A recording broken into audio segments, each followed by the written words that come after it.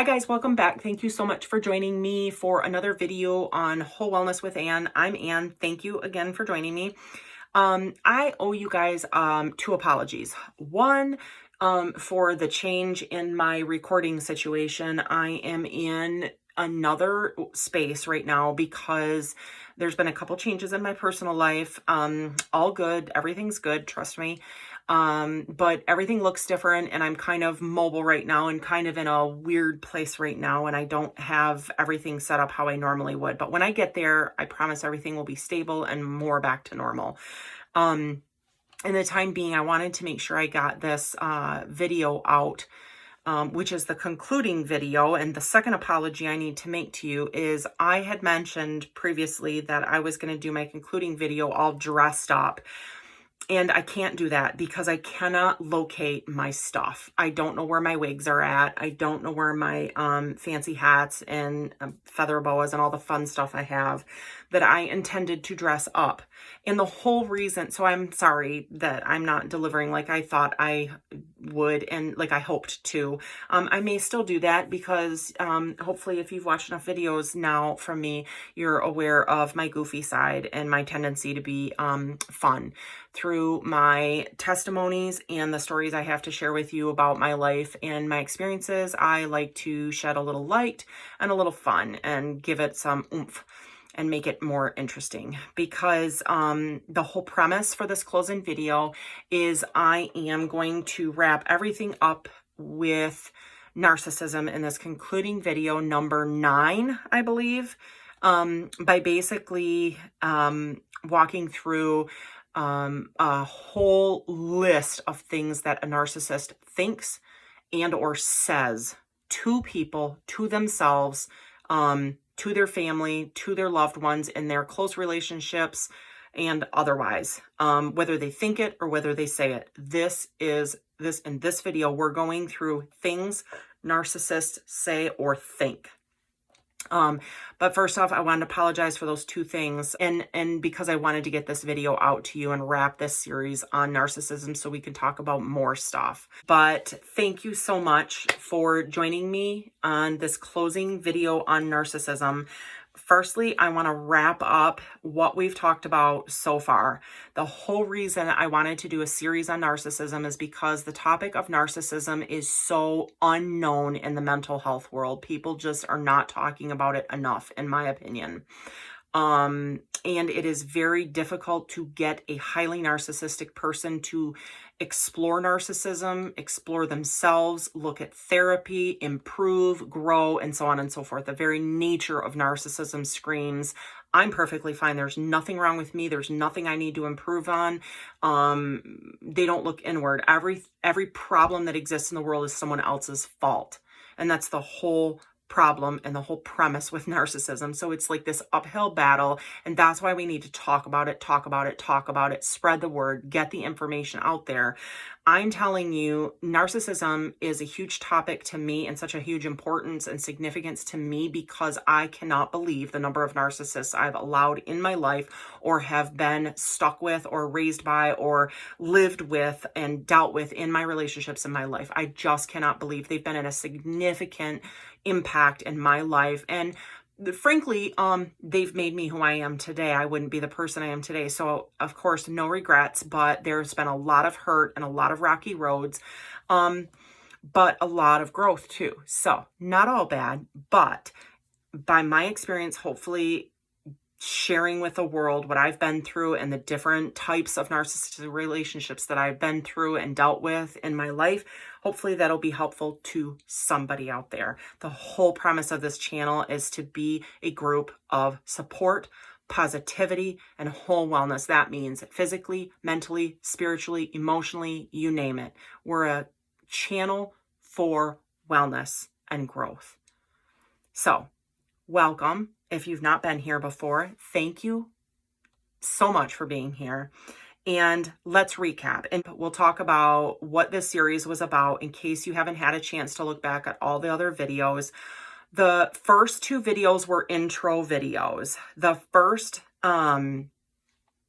video I did was intro video 1, segment 1, was what is a narcissist. It just discusses what a narcissist is, what it looks like. We're talking about layman's terms, not clinical terms. We're talking in language that is for the average person that has never looked at narcissism before and might be exploring what narcissism looks like at the beginning stages and doesn't, have all the research that I've done or others have done or have the experiences that others have. It kind of compares and contrasts, talks about the scale of narcissism, what it is and how hard it is to get them into therapy and stuff like that. In video number 2, which was Intro to Narcissism, segment 2, it is why is it so difficult to identify a narcissist, and goes through very specific reasons why it is so hard to identify a narcissist. And so we started the series, and video 1 was talking about 3 very common characteristics of a narcissist. Basically, across the board, if someone is highly narcissistic, they are going to have these 3 characteristics. They're very common. And so that was video number 1 after the intro videos. And then in video number 2, we talked about examples of controlling narcissists. And we talk about specific examples of what that looks like to be a controlling narcissist. In video number 3, it was a series, a 3-segment series that we did, and in particular, we talked about the narcissist's sense of entitlement. And when we did this segment, this series, it was video number 3 again, the sense of entitlement. It was a 3-segment series. The first one was entitled A Narcissist's Sense of Entitlement, the Spoiled Brat Syndrome. Video segment number 2 of the series, or the video number 3, was A Narcissist's Sense of Entitlement and the Importance of You Being You. And segment number 3 of video 3 in the series on narcissism was titled The Narcissist's Sense of Entitlement, How They React When You Earn or Achieve. So that whole series contained so much information, I had to break it up into 3 separate segments, all under the title video 3, The Narcissist's Sense of Entitlement, because it contained so much information. The narcissist's sense of entitlement was a huge factor in this discussion on narcissism, because it wasn't just the first 3 traits we talked about, it was also this other trait that was huge. Because a very common and very obvious characteristic of a narcissist is their sense of entitlement. And it encompasses so much, because it's not just limited to a sense of entitlement, but the whole, like, you owe me, or the world owes me, or anyone owes me. No one owes anyone anything. And narcissism, again, this drives me nuts. Narcissism is so prevalent and so huge because everybody says you deserve. You deserve a night out on the town. You deserve a raise. You deserve this. You deserve that. You deserve this. No one deserves anything. Have you earned it? It just bothers me greatly when people say someone deserved something, because you know what? Some people that have lost their lives in tsunamis didn't deserve death that way. You know, when you say someone deserved something, what are you truly saying? Just, that they deserved something good, like the night on the town, or that vacation they took, or that brand new jacket, or the brand new car they got. I mean, if that car breaks down or they get in a fender bender, did the person deserve that? When someone says you've deserve something, they're implying that you get what you deserve, good and bad. So it's a slippery slope. I don't like when people talk about deserving things, because you know what? Not everybody gets what they deserve.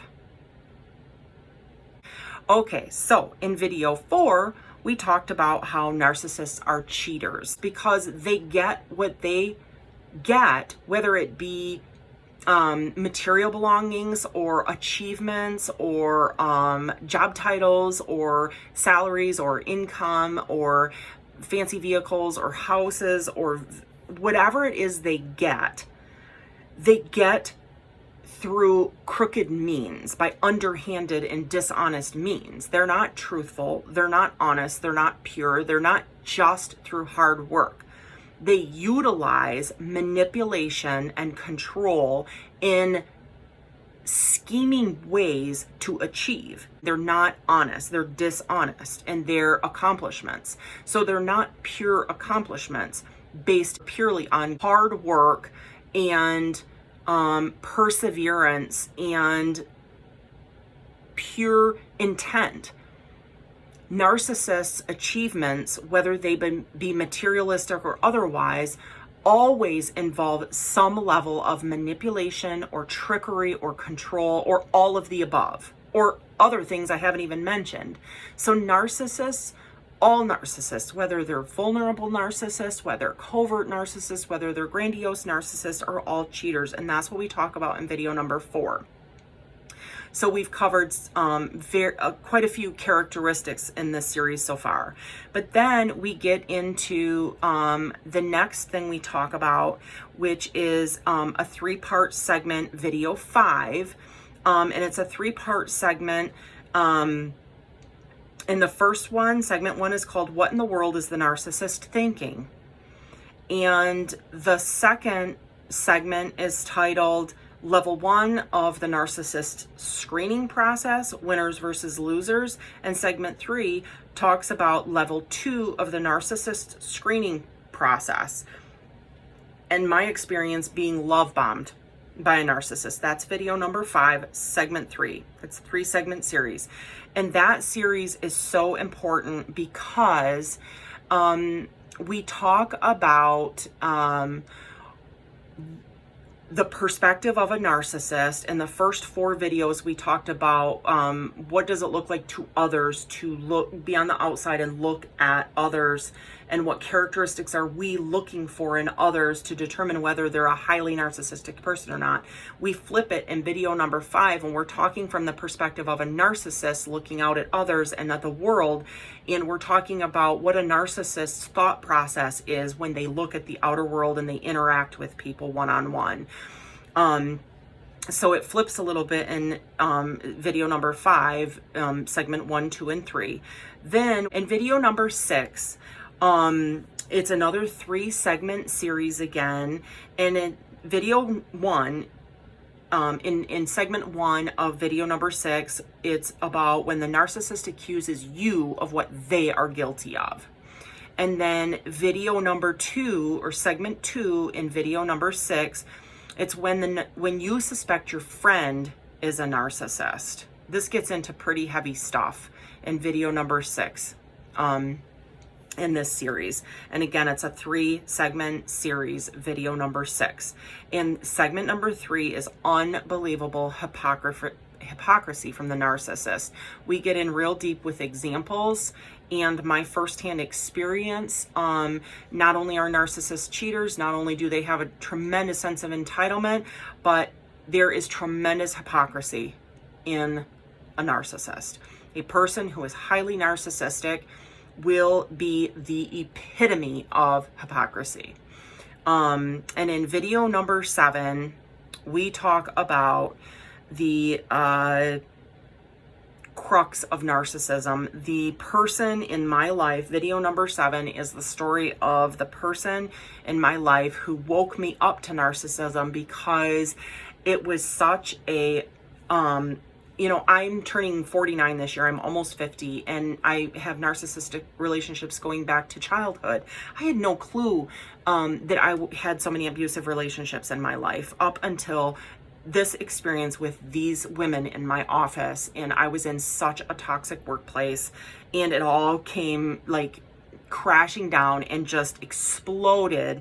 And that video is titled The Story of the Perfect Narcissist. And it really is worth watching. You are not going to believe what happened. And it is definitely not on the scale that some people experience with abuse and so on and so forth, and things involving their children that are just horrible and heartbreaking.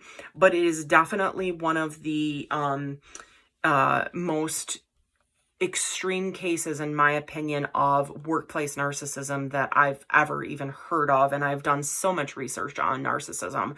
But like I said in one of my prior videos, there's so much content out there about narcissism in romantic relationships that the narcissistic community, I think, and again, part of why I started this channel, why I did the series, is narcissism crosses every type of relationship, not just romantic relationships. And so we need to talk more about what does narcissism look like in any kind of relationship. So in this series, I've talked quite a bit about narcissism in families, and narcissism with friends, and narcissism in workplace, because I think there's plenty of data and research and studies out there for the romantic relationships. And I'm not saying it's not common, and that's not a very heavily narcissistic area, but let me tell you something. Narcissism exists in families, narcissism exists in the workplace, and narcissism exists in friendships. And it is a dog-eat-dog world out there. Let me tell you. So with that, I'm going to wrap. Now that we've done the recap, what I like to do now is pretend that I put on the wig and the lipstick and all the fancy stuff. One of the reasons I wanted to dress up and put on this facade for you in this concluding video number 8 of this series on narcissism, the one reason I wanted to do that is because of the very nature of narcissism. They are fake. Fake, fake, fake. They are narcissists, or highly narcissistic people are shells of people. They are wounded little toddlers inside adult bodies. They are completely disconnected from their emotions and reality. And so that's why I thought it would be funny. It would kind of be a lighthearted experience to dress up. But number one, I can't find my stuff. I don't know where it's at. Number two, I'm in a different space and I'm just discombobulated. I'm sorry if I seem like kind of weirded, but I'm out of my zone and out of my element here. And I really wanted to get this video and this series wrapped. I wanted to get this video out to you because I really think this is important stuff. In this video, I am basically putting on the mask of a narcissist, and I am going to say things in this video. We're going to go for a couple of minutes here. Things that the narc says, feels, thinks, whether they actually verbalize it to anyone else in their life is anybody's guess. It depends on the narcissist. But I can guarantee you, these are things that narcissists or highly narcissistic people think. They are things that narcissists feel, and it's things they probably say. So let's get started. Here is the list, and it's a long one, but it's a good one. There's absolutely nothing wrong with me. I'm fine. I don't need anyone else. I don't need any help. I don't need to change. Other people need to change. You're to blame, or others are to blame. It's not my fault. It's not my problem. I was justified. I had every reason in the world to behave and say and act and do what I did.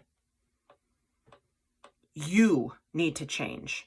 Others need to change. They need to work on themselves. Those people need to fix themselves. You're crazy. There is something wrong with you. Your thinking is messed up. You're imagining things. That didn't happen. That's not what happened. That's not what I said. What are you, making things up now? Your genuineness and your honesty and your purity and your integrity make me feel bad about myself. You are just too goody two-shoes for me. Your connection with others makes me feel bad about myself. You're too emotional, you're too sensitive, and that makes me feel uncomfortable. I can't connect with my emotions. Your ability to connect with your emotions makes me feel bad about myself. Makes me feel weak, makes me feel vulnerable. Your likability makes me feel bad about myself, makes me feel like lesser person. The fact that others like you makes me feel threatened. Your confidence makes me feel bad about myself. The fact that you walk with your head held high makes me feel like there's something wrong with me. Because sometimes I pretend to walk with my head high, but I don't really feel it. Your success and your drive make me feel bad about myself. I need to drive even harder. I need to drive harder than anyone else around me so that I feel like I'm driving the most out of everyone. Others' interest in you makes me feel bad about myself. I'm the only person that's supposed to be interesting to anyone else. I'm supposed to be the focal point. I'm the one that's supposed to get all the attention. No one else is supposed to get attention, especially you. Your integrity makes me feel bad about myself. You just think you're all that. And sometimes things have to get cutthroat. Sometimes you have to be dishonest. Sometimes you have to step on people that are weaker in order to get ahead. I hate myself for being unable to be just like you because I admire and respect and appreciate everything about you, but I hate myself for feeling that way about you. You are an amazing person, and I can't stand that because I don't feel amazing about myself. I will only behave respectfully towards you if influencers are around or aware or listening. I will not respect you because you are weak, because you are emotional, and you are lesser than me. So the only time I'm going to treat you decently or pretend I have respect for you, even though deep down inside I do, the only reason I'm going to put on a facade is because the influencers and the people that matter are within earshot or can see what's going on. I will never show you respect because I don't respect myself. And it just drives me nuts that I really do deep down inside respect you. And it makes me crazy that I do, but I'm never going to show you any respect because I hate myself. I'm the star of the show. No one else can be the star. Not even for a moment. If I even think someone else is the star of the show, you're going down. It is about me. My rules and my perception are the only ones that matter. I expect control and I expect submission. I expect others to believe in the facade that I put out to them, that I present. Others must accept the facade and the life that I portray and pretend that I have. You are wrong. Plain and simple. You're wrong. I don't need to understand anything about you or anything about anyone else. I don't need to understand. You're wrong. You made me do it. It's because of you that I did that or behaved that way or said that. It's your fault. You instigated it. You owe me. After all I've done, you owe me. I've done all that because I needed to have you in my back pocket for later use. So you owe me. I am very uncomfortable and cannot handle being caught off guard. Do not catch me off guard. You want to see rage? Catch me off guard. I'll rage whenever I feel like. I'm completely justified in it. When you catch me off guard, I'm going to rage because I cannot process being caught off guard. I must be in control at all times. I don't have to acknowledge anything from my past or anything internal with going on within me. I don't have to talk about anything from my past. I don't have to get in touch with anything from my past. I can pretend my past does not even exist. And it's obliterated in my mind and in my story. What you need to accept and what you need to believe is what I tell you happened in my past. I must be able to regulate people in my environment, whether it be at home, whether it be at work, whether it be in the grocery store, at a restaurant, at the gym, in church, in my club, etc., etc., etc. I must be able to regulate the people around me. I do not need to regulate my emotions. What emotions? And I do not need to regulate my behavior. I'm justified in everything I say and do. I'm a chameleon. I can bend and sway and change my habits and my interests and my hobbies and the way I talk for any circumstance, depending on what it is I want. I'm a chameleon. The influencer's hobbies are my hobbies, whatever they may be. I must be recognized as the best in any situation, in any circle that I deem appropriate. If I'm in any situation where I am not the best, that's going to be a problem for me. Everyone in that circle must agree that I am the best in that circle. I must work harder than anyone else in any circle so that everyone in that circle believes that I am the best. I don't care one iota if you stay or if you leave. It is no skin off my back if you stay or if you leave. I will just find somebody else. You must make me feel like a queen, or you must make me feel like a king. It is your responsibility, 100%, to make me feel at all times like I am the king or queen of my environment. That is your job.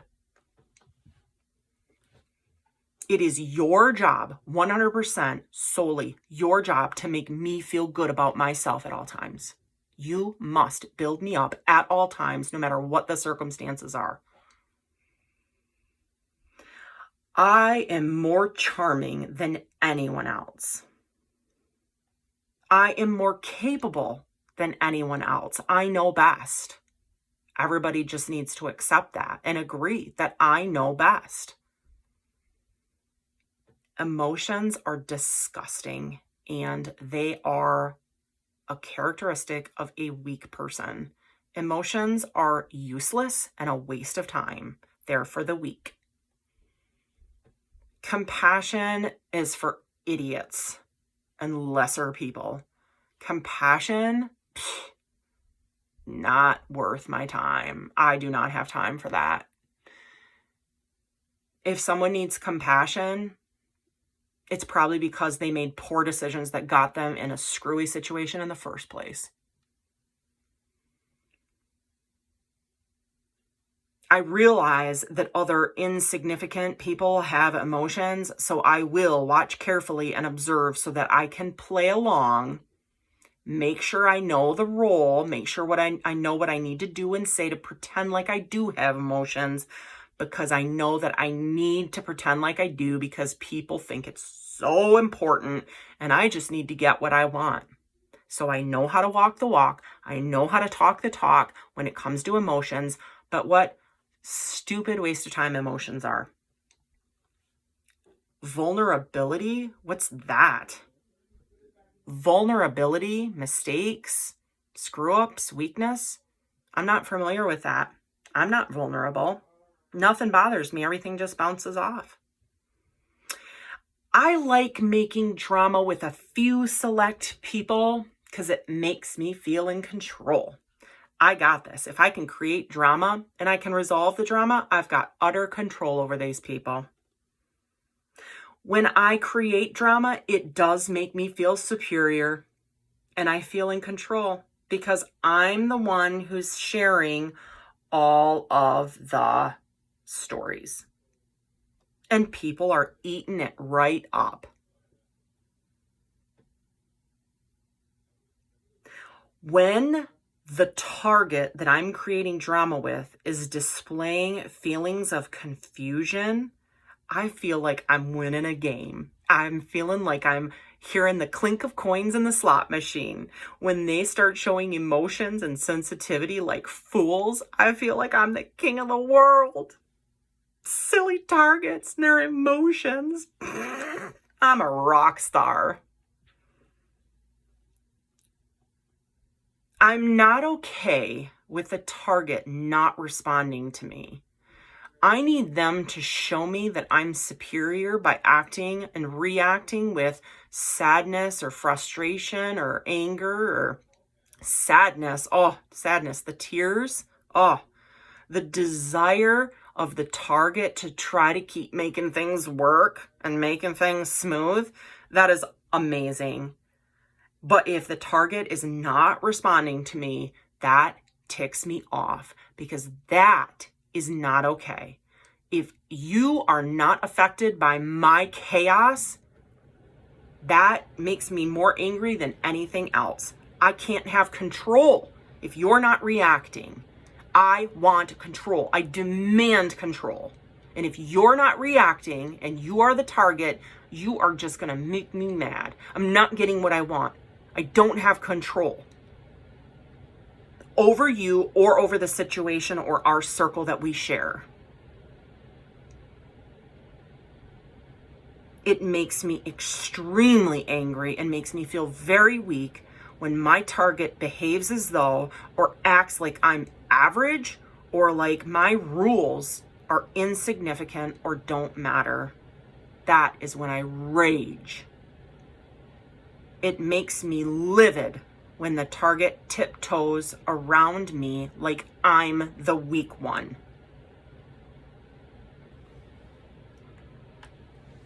I'm sure that there's hundreds of more statements or thoughts that a narcissist could make in addition to that list I've just read that I came up with from my own experience with narcissists.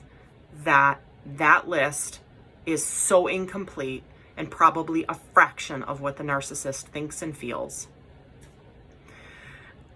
If you have dealt with a narcissist in your life, my heart goes out to you. If you're dealing with a narcissist in your life, bless your heart. I seriously mean that from the bottom of my heart. I know what it's like. I've been there. I'm still dealing with narcissists in my life. I feel like you can't get 100% away from them, but if you get educated, you know how to interact with them, or at the very least, get distance, as much distance as possible from them. Be true to yourself and your heart and your own needs. You don't have to sever all ties, and you don't have to be a cold jerk. I know it kind of sometimes may feel like you're being a cold jerk and you might be the narcissist, and it leaves you wondering, it leaves you feeling crazy and stuff like that. You're not. You're not. The simple fact that you desperately desire things to be better in your relationships shows that you are not the narcissist. You are not the person at fault. You need to work on yourself and work on relationships and investing in relationships that are good for you, healing for you, positive for you, building you up, fueling you, giving you joy, giving you peace, giving you love. Thanks so much for joining me in this video 8, Whole Wellness with Ann series on narcissism.